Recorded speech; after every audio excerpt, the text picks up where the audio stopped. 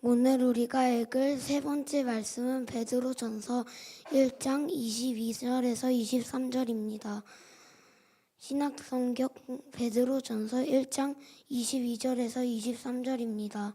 여러분은 진리에 순종하여 자신의 영혼을 깨끗하게 하였고 진심으로 형제를 사랑하게 되었으니 순결한 마음으로 서로 뜨겁게 사랑하십시오. 여러분이 거듭난 것은 썩어질 씨로 된 것이 아니라 썩지 않은 씨로 된 것이며 영원히 살아있는 하나님의 말씀으로 된 것입니다. 아멘. 이는 거룩하신 하나님의 말씀입니다.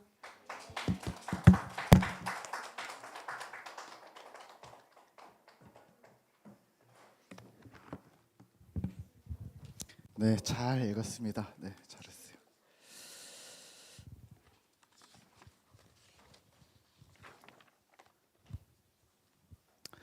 2025년 우리 11월 둘째 주 우리 오순절 후 22번째 주일에 나오신 우리 성도 여러분들을 환영하고 축복합니다. 날씨가 추워졌는데요. 우리 육신의 건강을 세심하게 돌아보듯이 영혼의 건강 또한 열심히 돌보시는 우리 신자 되시기를 소망합니다. 오늘 말씀의 제목은요, 나그네로 살아가는 신앙입니다. 한번 따라해 볼까요? 나그네로 살아가는 신앙. 오늘 예배에 참석한 분들 중에 아마 매우 피곤한 분들이 있을 겁니다. 12시 넘어서 잤다고. 네. 자, 네. 그런데 네. 어저께 많이 일탈을 경험하지 않았을까 싶습니다. 네. 네. 자, 그래서 어제 교회에서 우리 키즈 액트 실내 캠핑을 이 자리에서 진행을 했는데요. 우리 사진이 좀 있어요. 그래서 한번 밴드에 올라와 있지만 한번 우리가 한번 같이 좀 볼까요? 네, 보여주세요.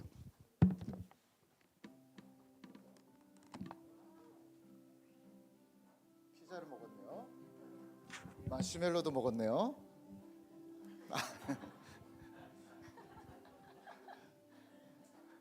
네. 텐트에서 놀았네요. 네. 보드 게임 하면서 열심히 놀았군요. 네. 어제 또 보니까 밤에 라면도 먹었더만.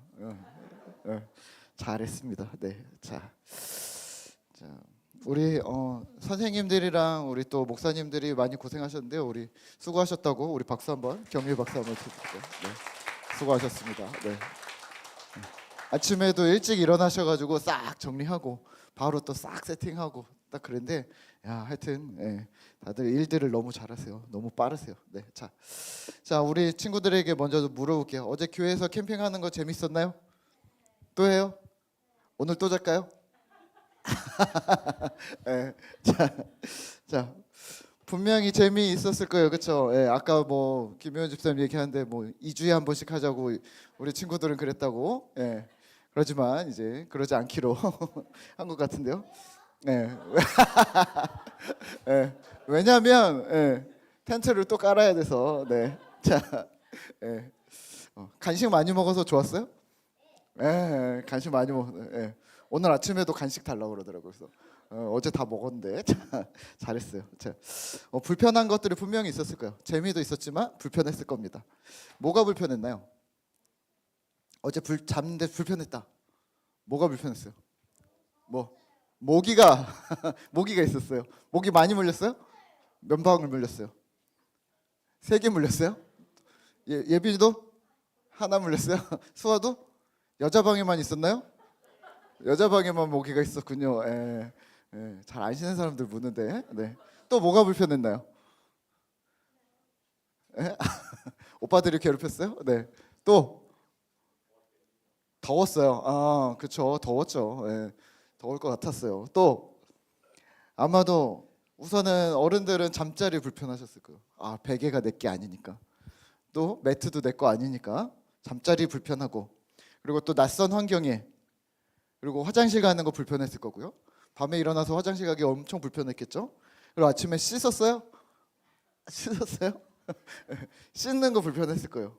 그리고 먹는 것도 불편했을 겁니다. 모든 많은 것들이 불편했을 것이 분명하지만 또 즐겁게 있었을 수 있었던 이유는 뭘까요? 재밌었잖아요. 그렇죠? 왜 즐거웠을까요? 두 가지예요. 하나는요, 잠깐이니까. 하룻밤만 자면 금세 집에 가니까 즐거울 수 있었던 거죠. 만약 여기서 저희 교회에서 평생 살아야 한다면, 아니면 한 달을 여기서 살자 한다면 아마도 목사님 그건 아니지 않을까요? 라고 얘기하는 우리 친구들이 있지 않을까 싶습니다. 네. 또 하나는요. 그럼에도 불구하고 또 즐거웠던 이유는 친구들, 동료들이 있었기 때문이 아닐까 싶어요. 아마 혼자 자라고 했으면 아마 다들 도망갔을 텐데요. 나만 불편하지 않고 친구들과 함께 불편해요. 좋아하는 사람들과 함께 같은 공간에서 시간을 보내는 것, 이게 기쁨을 주는 거죠. 얼굴만 봐도 함께하는 친구들이 있다는 사실 때문에 잠깐의 불편함을 이겨낼 수 있었던 거죠. 이걸 우리는 어른들은 뭐라 부르냐면 공동체라고 부릅니다. 오늘 베드로전서를 우리가 읽고 있는데요. 베드로전서의 수신자인 초대교회는 어제 우리가 캠핑을 했던 것과 많은 부분이 연결되어져 있습니다. 당시 초대교회 성도들은요, 예수 믿음으로 인해 심각한 박해와 공격에 직면해 있었습니다. 하지만 이들은 그런 고통을 이겨내고 있었습니다. 어떻게 이게 가능했을까요? 두 가지입니다. 오늘 우리가 경험했던 캠핑과 같습니다. 첫 번째는 잠깐이니까, 임시 거주자, 나그네 정체성입니다. 두 번째는요, 친구들이 있으니까, 하나님 백성이라는 정체성을 가진 같은 어려움을 통과하고 있는 공동체의 힘 덕분입니다. 전제는 하나님 나라 백성의 정체성입니다. 질문 하나 드릴까요? 여러분들의 집은 어디인가요? 여러분들의 집은 어디 있나요? 집이 어디예요? 서울이에요. 서울이에요. 또 서울 집이 또 어디예요? 네, 집이에요. 네, 집이 영천동, 목동 뭐 이렇게 있을 수 있잖아요. 목사님의 집은 어딜까요? 목사님의 집은 하늘나라입니다. 자, 하나님 계신 하늘나라. 그렇죠. 맞아요. 아니 집이 목동에 있는 거 뻔히 아는데 왜 하늘나라라고 그러지? 이 이야기는 뭐냐면 우리의 소속이, 우리가 진짜 가야 할 곳은 하늘나라라는 인식을 가지고 있다는 거죠. 이렇게 얘기하는 거예요. 여기는 임시 거주하는 장기 렌트 한 어떤 땅, 이 긴 시간을 이 땅에서의 거주지를 빌렸다고 보시면 어떨까요? 80년, 90년, 100년 이 땅에서의 땅을 우리가 빌렸다. 신박하지 않나요? 여기가 진짜 집이 아니라 잠깐 빌렸다고? 장기 렌트를 한 거라고? 어떻게 이런 생각, 이런 신박한 발상을 할 수 있는 걸까요? 나그네 정체성, 하늘나라 백성의 정체성은 사실은 이건요, 인간이 만들어낸 게 아니라 성경이 우리에게 가르쳐주고 있는 겁니다. 오늘 베드로전서 1장 3절과 4절인데요. 우리 3절을 먼저 같이 읽어볼까요? 3절입니다. 같이 읽겠습니다. 예수 그리스도를 죽은 자 가운데서 부활하게 하심으로 말미암아 우리를 거듭나게 하사 산 소망이 있게 하시며. 아멘. 예수님의 죽음과 부활은 우리에게 산 소망, 그러니까 현재, 실제 소망이 되었다는 거예요. 옛날이 아니라 현재 우리에게 영향을 미치는 실제 유효한 소망이라는 건데요. 현대인의 성경 4절인데요. 우리 4절을 같이 읽겠습니다. 썩지 않고 더럽혀지지 않고 시들지 않는 하늘에 간직한 축복을 여러분이 받도록 하셨습니다. 아멘. 썩지 않고 사라지지 않을 축복, 그 축복이 이 땅이 아니라 하늘나라에 있다. 그러니까 잠깐뿐인 인생을 하나님의 뜻대로 살라고 우리에게 성경은 가르쳐주고 있습니다. 그렇게 살면, 하나님의 뜻대로 이 땅에서 살면 영원한 축복을 경험하게 될 거야. 그리고 그걸 우리는 구원이라고 부릅니다. 아니 목사님, 제가 왜 이 땅이 나그네입니까? 저는 대한민국 국민이고 여기서 태어나서 잘 살고 있고요. 또 제가 해야 할 일이 많은데 왜 저를 나그네라고 부릅니까? 라고 질문하신다면 성경은 이렇게 얘기합니다. 첫 번째, 영원한 사람은 없다. 두 번째, 모든 사람은 죽는다. 세 번째, 많은 사람이 영원히 머물고자 애썼지만 아무도 성공하지 못했다. 아무도 성공하지 못했다. 이게 인간입니다. 영원한 사람은 없다. 모든 사람은 죽는다. 아무도 이 땅에서 영원히 사는 걸 성공하지 못했다. 이게 인간입니다. 그러면 질문 다시 드릴까요?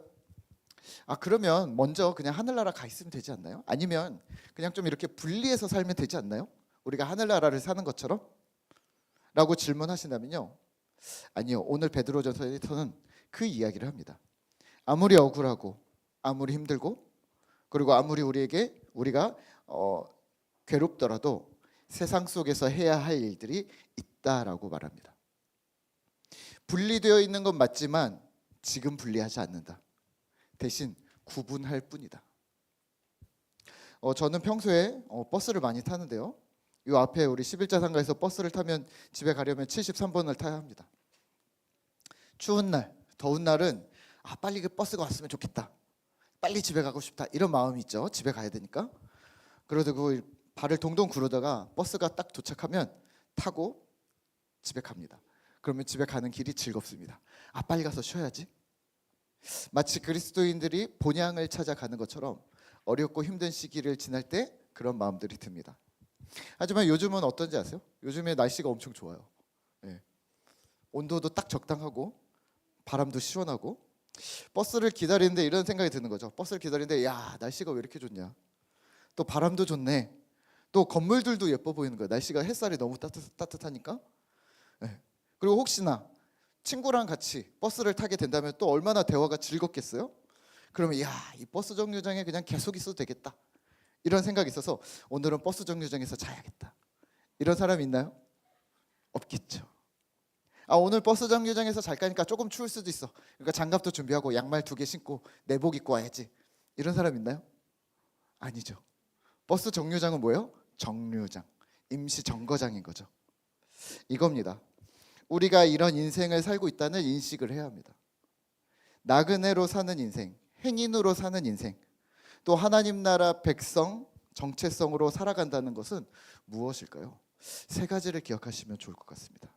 첫 번째는 소유, 두 번째는 경험, 세 번째는 준비입니다. 첫 번째는 소유입니다. 이 땅에 내 것을 쌓아간 사람들이 많습니다. 영원하지 않은데 마치 영원할 것처럼 소유를 불리는 겁니다.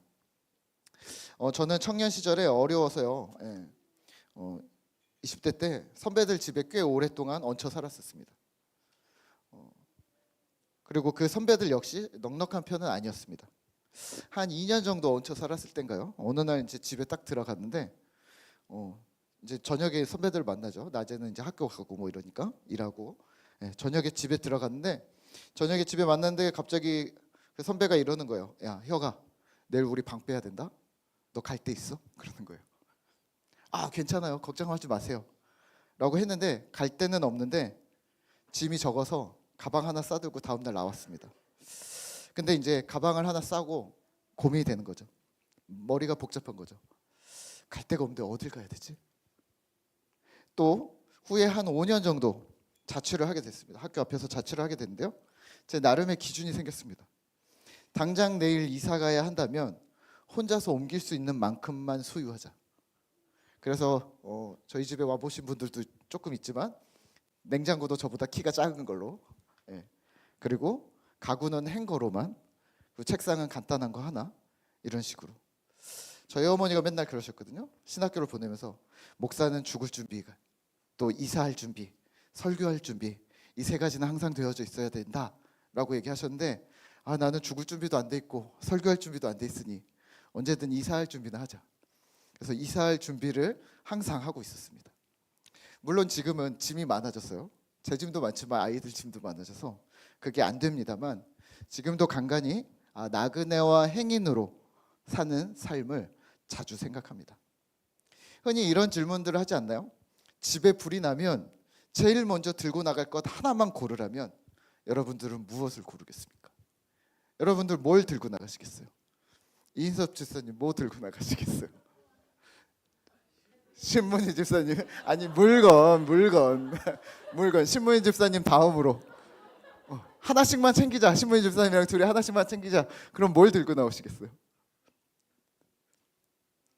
차키. 요즘에 핸드폰이 다 있으니까, 그렇죠? 핸드폰 몸에 우리가 물건이라고 생각하지 않잖아요. 핸드폰은 당연히 붙어 있는 거고 뭐 하나. 저도 고민을 많이 해봤습니다. 뭐가 있을까? 곽 집사님은 뭘 들고 나오시겠어요?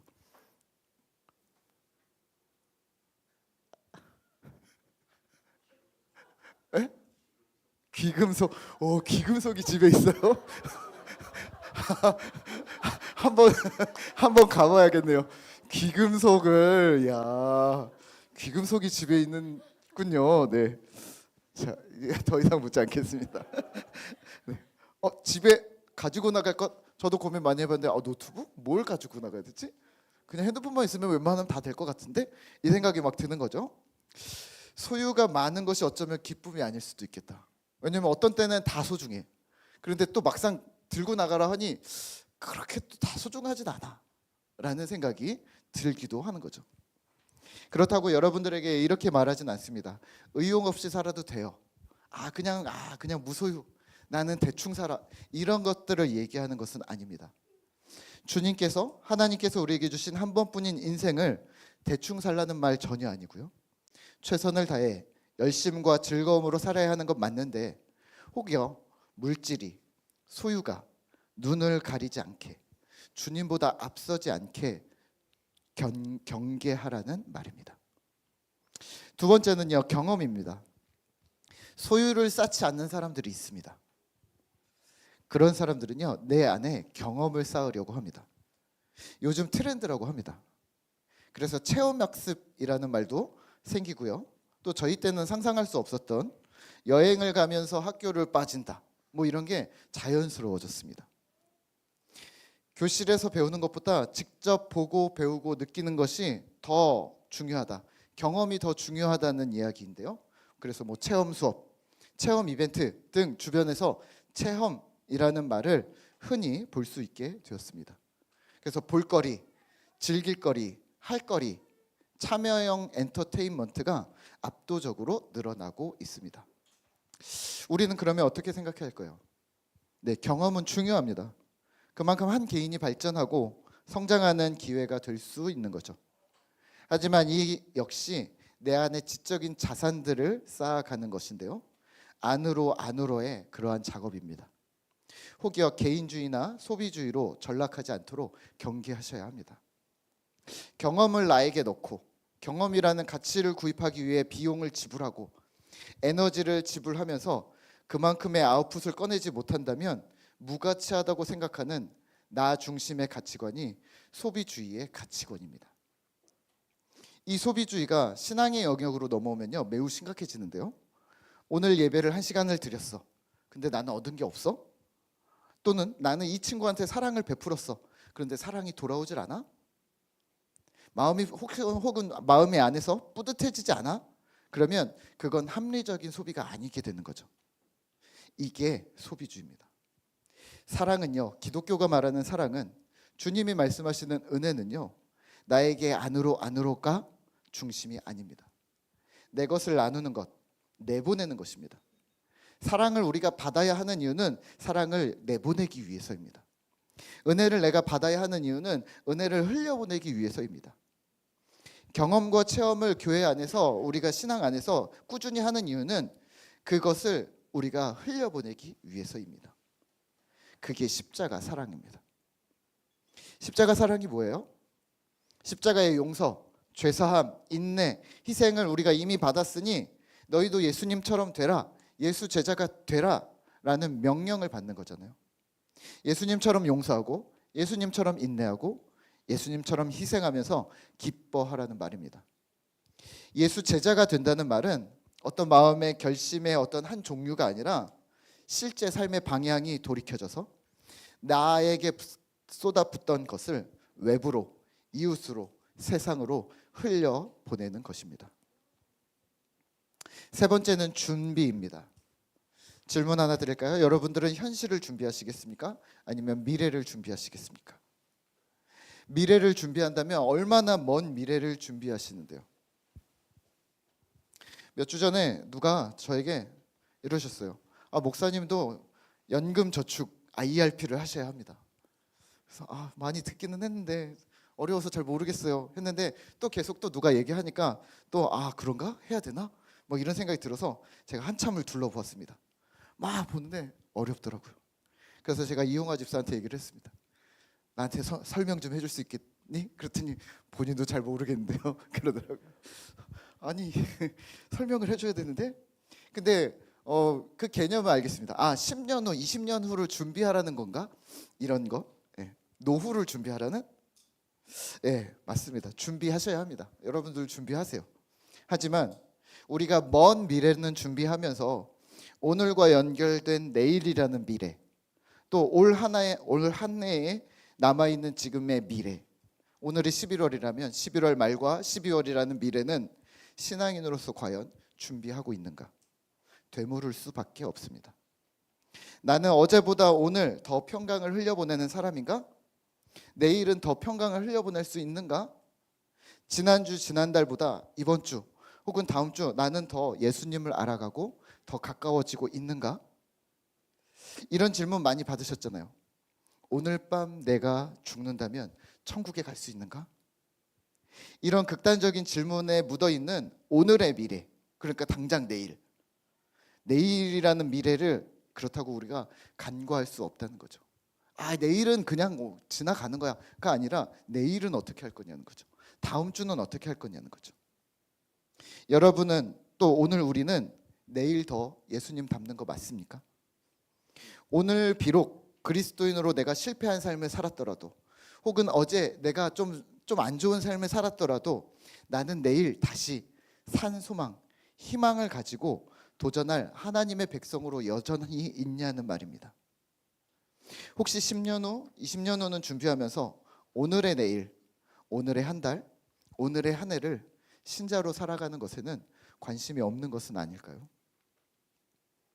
지난주 금요일에 잊혀진 교회의 길이라는 책으로 우리가 말씀을 나누면서 집사님들이랑 이렇게 얘기했는데 이러셨어요.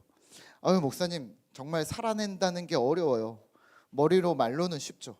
근데 실천하는 게, 행동하는 게 정말 쉽지 않아요. 잘 안 돼요. 왜냐하면 그 책에서 이렇게 얘기하거든요. 내 행동이 변하는 것이 끝이 아니라 내 행동이 변화된 거를 다른 사람이 보고 본이 돼요. 타인이 본받게 되는 것. 그래서 간디나 마틴 루터 킹처럼, 그리고 예수님처럼 삶이 본이 되는 거래요. 그게 신앙이래요. 그의 행동처럼 살고자 하는 제자의 길을 걷는 게 제자도일 뿐만 아니라 제자의 길을 걷도록 다른 사람을 제자 삼아 주는 것, 도와주는 것, 그게 제자도라는 거죠. 요즘에 독서 모임에서요, 사무엘 베케트의 고도를 기다리며라는 책을 읽고 있는데요. 책의 앞부분에 읽어보셨어요? 저도 처음 읽는데요. 고전입니다. 책의 앞부분에 할아버지 2명이 나옵니다. 할아버지 2명이 계속 끝까지 나온다고 하는데요. 저도 앞부분만 읽었어요. 근데 이래요. 할아버지 둘 중에 한 분이 이러세요. 야 친구야, 신발이 너무 불편해. 장화를 신었는데 이게 신는 것도 안 되고 벗는 것도 안 되고, 그리고 신고 있으면 발이 너무 아파. 이것 좀 신발 안에 뭐가 좀 있나 좀 봐줘봐. 그래서 다른 할아버지가 신발을 힘들게 빡 빼서 신발을 뺍니다. 그리고 신발을 막 흔들어 봅니다. 손도 넣어봅니다. 그리고 이렇게 빛에 비춰도 봅니다. 도대체 뭐가 있다는 거야? 그러고 나더니 이렇게 얘기합니다. 야, 신발에 문제가 없는데 네 발에 문제가 있네. 발에 탈이 났네. 발에 병이 생겼네. 근데 왜 신발을 탓하고 있는 거야? 라고 얘기합니다. 혹시 우리의 신앙이 이와 같지 않을까요? 우리가 제자가 된다는 것이 어떤 교육과 어떤 무엇이 필요한 것이 아닐까? 우리가 어떤 좋은 어떤 믿음의 선배가 없어서 그런 것이 아닐까? 혹은 우리가 어떤 프로그램이 없어서 그런 것이 아닐까? 라는 고민을 하고 있었다면 어쩌면 우리는 아직 마음의 준비가 안 된 것이 아닐까요? 혹은 어쩌면 우리는 오늘의 내일을 결단하고 준비하지 않았던 것은 아닐까요? 신앙은요, 주변의 도움을 받을수록 잘 성장할 수 있습니다. 맞습니다. 하지만 결국 본인의 성장입니다. 우리 아이들의 학원을 가는 것과 마찬가지입니다. 학교를 가는 것과 마찬가지입니다. 좋은 선생님, 좋은 학교, 좋은 가방, 좋은 연필을 가지고 있으면 공부하는 데 큰 도움이 됩니다. 그렇죠? 우리 친구들 지금은 모르겠지만 초등학교 1학년 때 가방, 연필 모든 건 다 최고급입니다. 그렇죠? 시간이 지나면서 낡아지긴 하지만 제일 좋은 것들을 공부하는 데 큰 도움이 되죠. 하지만 정작 본인이 실제 공부를 시작해야 합니다. 공부가 마음에 들지 않거나 공부에 손을 대고 있지 않으면 아무리 좋은 연필을 가져도 아무리 좋은 가방을 가지고 있어도 늘지 않습니다. 신앙도 마찬가지입니다. 좋은 공동체, 좋은 건물, 좋은 시스템, 뛰어난 공과, 성경을 잘 풀어주는 목사님, 좋은 악기, 음향, 신앙이 발전할 수 있는 좋은 도구들입니다. 하지만 정작 중요한 것은 신앙을 마주하는 것입니다. 어제 운영위원회를 하면서 집사님들께 여쭤봤습니다. 저희 교회 건물 계약이 이제 만기가 내년인데요. 이사를 갈까요 말까요? 라고 불편하지 않으세요? 라고 여쭙습니다. 저는 사실 이때쯤 가야 되지 않나? 라는 고민을 막 하고 있었거든요. 왜냐하면 물도 새고, 여러분들 아시는 것처럼 물도 새고, 또 4년 사이에 짐도 막 늘어서 뒤에 짐도 정리가 잘 안 되고, 이사를 가야겠다 이런 생각을 했는데요. 집사님들이 다들 이렇게 얘기하시는 거예요. 에이 목사님, 그렇게 많이 불편하지 않아요. 그리고 불편한 게 있긴 한데 이제 적응돼서 괜찮아요 라고 얘기하시더라고요. 그래요? 저도 그렇게 불편하다고 생각하진 않지만 더 좋은 시설, 더 좋은 환경을 만들어야 되는 게 아닌가라는 생각을 하고 있었는데, 그렇게 얘기해 주시니까 우선은 조금 감사했습니다. 복도에서 테라스에서 더운 날, 이렇게 추운 날 막 밥하시는 거 보면 괜히 미안하고, 근데 적응하고 계시거나 조금만 참으면 되니까 라고 얘기하시니까 감사하죠. 지난주에 우리가 직장 신방하면서 조홍희 집사님께 여쭸어요. 하늘이 교회 오는데 누일 자리가 마땅치 않아서 불편하지 않아요? 오늘 침대가 확 안 돼요? 불편하지 않아요? 라고 물었는데 이러시더라고요. 괜찮아요. 괜찮아요. 적응됐어요. 라고 얘기하더라고요. 그러면 지수자매가 오는데 힘들지 않아요? 아니요, 좋아해요. 아니, 교회를 좋아해요? 그랬더니 교회 밥을 좋아해요. 그렇군요. 교회가 불편한 거를 찾으려면 수없이 많은 게 불편하죠. 하을에 누일 때도 없고, 유모차를 주차할 때도 없고, 사실은 그런 게 없죠. 근데 좋은 점을 찾으려면 또 좋은 점이 많은 거예요.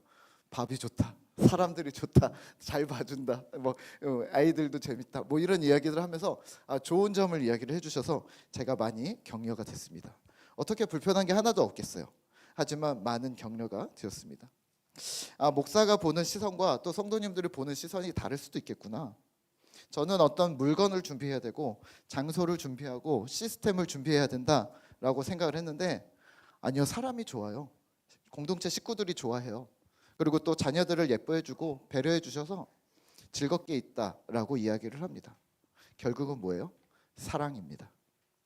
말씀을 맺겠습니다. 오늘 성경 22절인데요. 우리 한번 같이 읽겠습니다. 너희가 진리를 순종함으로 너희 영혼을 깨끗하게 하여 거짓이 없이 형제를 사랑하기에 이르렀으니 마음으로 뜨겁게 서로 사랑하라. 아멘. 교회 공동체는 서로 사랑하는 곳입니다. 그런데 열심히 뜨겁게 서로 사랑하라고 하니까 세게 사랑하려고 하시는 분들이 간혹 있는데요. 아니요, 지금 하는 만큼만으로 하시면 됩니다. 대신 세게 하지 마시고 그 열렬히 뜨겁게를 길게 해주십시오. 뜨겁게가 사랑함의 강도가 아니라 길이라고 생각하면 어떨까요? 집사님들이 결혼을 하시고 오래 사셨잖아요. 우리 서경수 집사님, 우리 집사님 몇 년 되셨어요? 결혼하신 지 32년? 32년을 32년을 결혼 생활을 했다라고 하면 우리는 이걸 뭐라고 부르냐면 뜨겁게 사랑하고 계시는구나. 아니, 신혼을 생각하지 말고, 그러니까 세기로 생각하지 말고 길이로 생각하죠. 와, 30년을, 그리고 또 한 60년까지 계속 가실 거잖아요, 그렇죠? 네. 오늘 서경수 집사님 오셨어요. 네. 60년까지 가실 거잖아요.